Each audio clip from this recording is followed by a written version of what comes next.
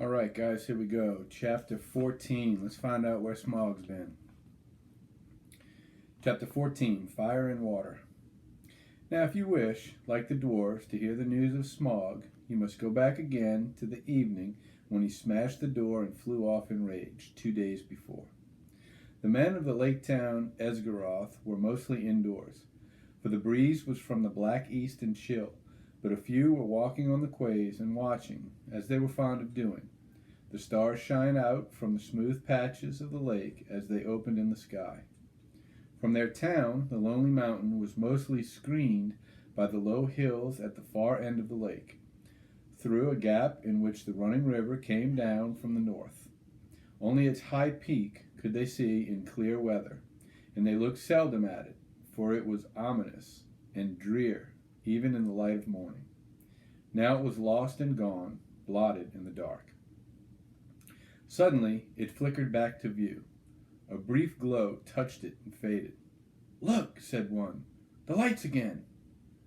"Last night the watchman saw them start and fade from midnight until dawn. Something is happening up there." "Perhaps the king under the mountain is forging gold," said another. "It is long since he went north. It is time the songs began to prove themselves again." "Which king?" said another with a grim voice. "As like as not it is the marauding fire of the dragon, the only king under the mountain we have ever known." "You are always foreboding gloomy things," said the others. "Anything from floods to poisoned fish. Think of something cheerful." Then, suddenly, a great light appeared in the low place in the hills, and the northern end of the lake turned golden. "The king beneath the mountain," they shouted. "His wealth is like the sun, his silver like a fountain, his rivers golden run. The river is running gold from the mountain," they cried, and everywhere windows were opening and feet were hurrying. There was once more tremendous excitement and enthusiasm, but the grim-voiced fellow ran hot-foot to the master. "The dragon is coming, or I am a fool," he cried. "Cut the bridges! To arms! To arms!" Then warning trumpets were suddenly sounded and echoed along the rocky shores. The cheering stopped, and the joy was turned to dread. So it was that the dragon did not find them quite unprepared. Before long, so great was his speed, they could see him as a spark of fire rushing towards them and growing even huger and more bright, and not the most foolish doubted that the prophecies had gone rather wrong. Still, they had a little time. Every vessel in the town was filled with water, every warrior was armed, every arrow and dart was ready, and the bridge to the land was thrown down and destroyed. Before the roar of Smog's terrible approach grew loud, and the lake rippled red as fire beneath the awful beating of his wings. Amid shrieks and wailing and the shouts of men, he came over them, swept towards the bridges, and was foiled. The bridge was gone, and his enemies were on an island in deep water, too deep and dark and cool for his liking. If he plunged into it, a vapor and a steam would arise enough to cover all the land with a mist for days, but the lake was mightier than he. It would quench him before he could pass through. Roaring, he swept back over the town. A hail of dark arrows leaped up and snapped and rattled on his scales and jewels, and their shafts fell back, kindled by his breath, burning and hissing into the lake. No fireworks you ever imagined equaled the sight of that night. At the twanging of the bows and the shrilling of the trumpets, the dragon's wrath blazed to its height, till he was blind and mad with it.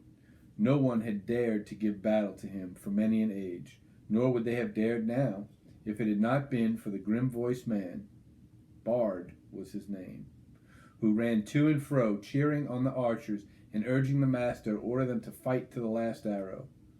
Fire leaped from the dragon's jaws. He circled for a while high in the air above them, lighting all the lake. The trees by the shore shone like copper and like blood, with leaping shadows of dense black at their feet. Then down he swooped straight through the arrow storm, reckless in his rage, taking no heed to turn his scaly sides toward his foes, seeking only to set their town ablaze. Fire leaped from thatched roofs and wooden beam ends as he hurtled down and passed and round again. though all had been drenched with water before he came. Once more, water was flung by 100 hands wherever a spark appeared. Back swirled the dragon. A sweep of his tail, and the roof of the great house crumbled and smashed down. Flames unquenchable sprang high into the night. Another swoop, and another house, and then another sprang afire and fell, and still no arrow hindered Smog, or hurt him more than a fly from the marshes. Already men were jumping into the water on every side. Women and children were being huddled into laden boats in the market pool. Weapons were flung down. There was mourning and weeping. Where but a little time ago the old songs of mirth to come had been sung about the dwarfs. Now men cursed their names. The master himself was turning to his great gilded boat, hoping to row away in the confusion and save himself. Soon all the town would be deserted and burned down to the surface of the lake. That was the dragon's hope. They could all get into boats for all he cared. There he could have fine sport hunting them, or they could stop till they starved. Let him try to get to land, and he would be ready. Soon he would set all the shoreland woods ablaze, and wither every field and pasture. Just now he was enjoying the sport of town baiting more than he had enjoyed anything for years. But there was still a company of archers that held their ground among the burning houses. Their captain was Bard, grim-voiced and grim-faced, whose friends had accused him of prophesying floods and poisoned fish, though they knew his worth and courage. He was a descendant in long line of Geryon, Lord of Dale, whose wife and child had escaped down the running river from the ruin long ago. Now he shot with a great yew-bow till all his arrows but one were spent. The flames were near him. His companions were leaving him. He bent his bow for the last time. Suddenly, out of the dark, something fluttered to his shoulder. He started, but it was only an old thrush. Unafraid, it perched by his ear, and it brought him news. Marveling, he found he could understand its tongue, for he was of the race of Dale. "Wait, wait," it said to him. "The moon is rising. Look for the hollow of the left breast as he flies and turns above you." And while Bard paused in wonder, it told him of tidings up in the mountain and of all that it had heard. That's the thrush that Bilbo had gotten angry at through the stone. He was listening to all this stuff. And now the thrush is bringing the news of how to kill Smaug to Bard. Then Bard drew his bowstring to his ear. The dragon was circling back, flying low, and as he came, the moon rose above the eastern shore and silvered his great wings. "Arrow," said the bowman, "Black Arrow, I have saved you to the last. You have never failed me, and always I have recovered you. I had you from my father, and he from of old. If ever you came from the forges of the true king under the mountain, go now and speed well." The dragon swooped once more lower than ever, and as he turned and dived down, his belly glittered white with sparkling fires of gems in the moon, but not in one place. The great bow twanged. The black arrow sped straight from the string, straight for the hollow by the left breast where the foreleg was flung wide. In it smote and vanished, barb, shaft, and feather. So fierce was its flight. With a shriek that deafened men, felled trees, and split stone, Smaug shot spouting into the air, turned over, and crashed down from on high in ruin. Full on the town he fell. His last throws splintered it into sparks and gleeds. The lake roared in, a vast steam leaped up, white in the sudden dark under the moon. There was a hiss, a gushing whirl, and then silence. And that was the end of Smaug and Esgaroth, but not of Bard. The waxing moon rose higher and higher, and the wind grew loud and cold. It twisted the white fog into bending pillars and hurrying clouds and drove it off to the west to scatter in tattered shreds over the marshes before Mirkwood. Then the many boats could be seen dotted dark on the surface of the lake, and down the wind came the voices of the people of Esgaroth, lamenting their lost town and goods and ruined houses. But they had really much to be thankful for. Had they thought of it, though it could hardly be expected that they should just then, 3/4 of the people of the town had at least escaped alive. Their woods and fields and pastures and cattle and most of their boats remained undamaged, and the dragon was dead.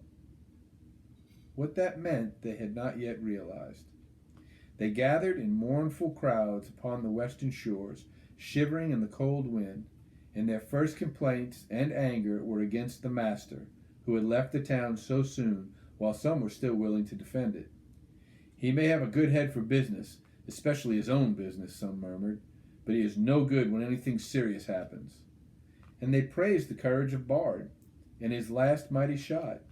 If only he had not been killed, they all said, we would make him a king.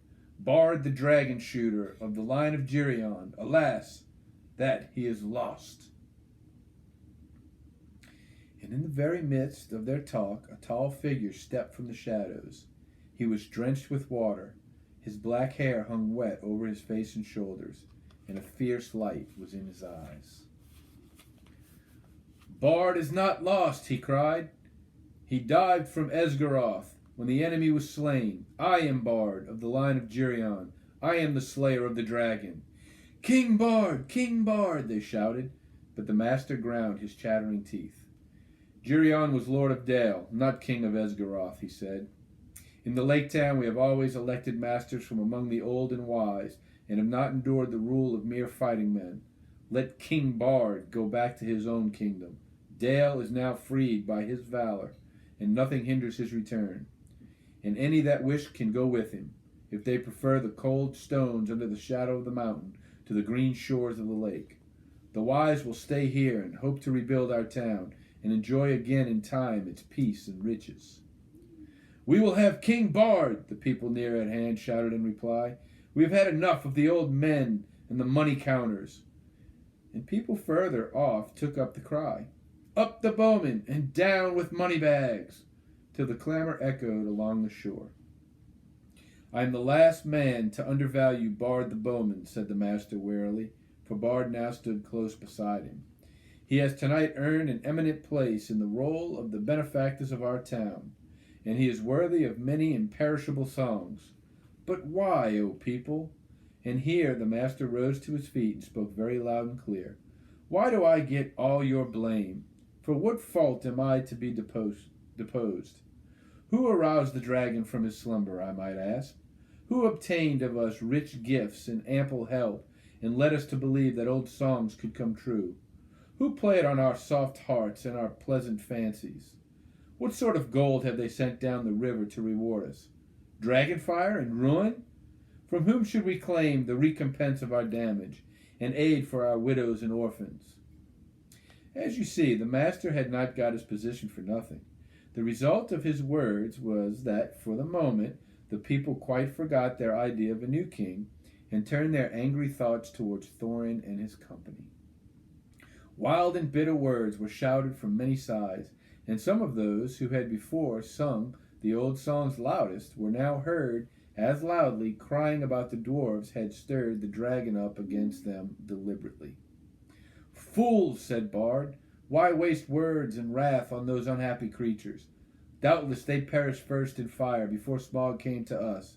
Then, even as he was speaking, the thought came into his heart of the fabled treasure of the mountain lying without guard or owner, and he fell suddenly silent. He thought of the master's words, and of Dale rebuilt, and filled with golden bells, if he could but find the men. At length he spoke again. This is no time for angry words, master, or for considering weighty plans of change. There is work to do. I serve you still, though after a while I may think again of your words and go north with any that will follow me. Then he strode off to help in the ordering of the camps and in the care of the sick and the wounded. But the master scowled at his back as he went, and remained sitting on the ground. He thought much, but said little, unless it was to call loudly for men to bring him fire and food. Now everywhere Bard went, he found talk running like fire among the people concerning the vast treasure that was now unguarded. Men spoke of the recompense for all their harm that they would soon get from it, and wealth over to the spare with which to buy rich things from the south, and it cheered them greatly in their plight. That was as well, for the night was bitter and miserable. Shelters could be contrived for few. The master had one, and there was little food. Even the master went short. Many took ill, and wet and cold and sorrow that night, and afterwards died, who had escaped uninjured from the ruin of the town, and in the days that followed there was much sickness and great hunger. Meanwhile, Bard took the lead, and ordered things as he wished, though always in the master's name, and he had a hard task to govern the people and direct the preparation for their protection and housing. Probably most of them would have perished in the winter that now hurried after autumn, if help had not been to hand. But help came swiftly, for Bard at once had speedy messengers sent up the river to the forest to ask the aid of the king of the elves of the wood, and these messengers had found a host already on the move, although it was then only the third day after the fall of Smaug. The elven king had received news from his own messengers, and from the birds that loved his folk, and already knew much of what had happened. Very great indeed was the commotion among all things that, with wings that dwelt on the borders of the desolation of the dragon. The air was filled with circling flocks, and their swift-flying messengers flew here and there across the sky. Above the borders of the forest there was whistling, crying, and piping. Far over Mirkwood tidings spread. "Smaug is dead!" Leaves rustled and startled ears were lifted. Even before the Elven King rode forth, the news had passed west, right to the pine woods of the Misty Mountains. Beorn had heard it in his wooden house, and the goblins were at council in their caves. "That will be the last we shall hear of Thorin Oakenshield, I fear," said the king. "He would have done better to have remained my guest. It is an ill wind, all the same," he added, "that blows no one any good." For he, too, had not forgotten the legend of the wealth of Thror. So it was that Bard's messengers found him now marching with many spearmen and bowmen, and crows were gathered thick above him, for they thought that war was awakening again, such as had not been in those parts for a long time. But the king, when he received the prayers of Bard, had pity, for he was the lord of a good and kindly people. So turning his march, which had at first been direct towards the mountain, he hastened now down the river to the long lake. He had not boats or rafts enough for his host, and they were forced to go the slower way by foot, but great store of goods he sent ahead by water. Still, elves are light-footed, and though they were not in those days much used to the marches and the treacherous lands between the forest and the lake, their going was swift. Only 5 days after the death of the dragon, they came upon the shores and looked on the ruins of the town. Their welcome was good, as may be expected, and the men and their master were ready to make any bargain for the future in return for the Elven King's aid. Their plans were soon made. With the women and the children, the old and the unfit, the master remained behind, and with him were some men of crafts and many skilled elves, and they busied themselves felling trees and collecting the timber sent down from the forest. Then they set about raising many huts by the shore against the oncoming winter, and also under the master's direction they began the planning of a new town, designed more fair and large even than before, but not in the same place. They removed northward higher up the shore, for even after they had a dread of the water where the dragon lay. He would never again return to his golden bed, but was stretched cold as stone, twisted upon the floor of the shallows. There for ages his huge bones could be seen in calm weather amid the ruined piles of the old town, but few dared to cross the cursed spot, and none dared to dive into the shivering water or recover the precious stones that fell from his rotting carcass. But all the men of arms who were still able, and the most of the Elven King's array, got ready to march north to the mountain. It was thus that in 11 days from the ruin of the town, the head of their host passed the rock gates at the end of the lake and came into the desolate lands.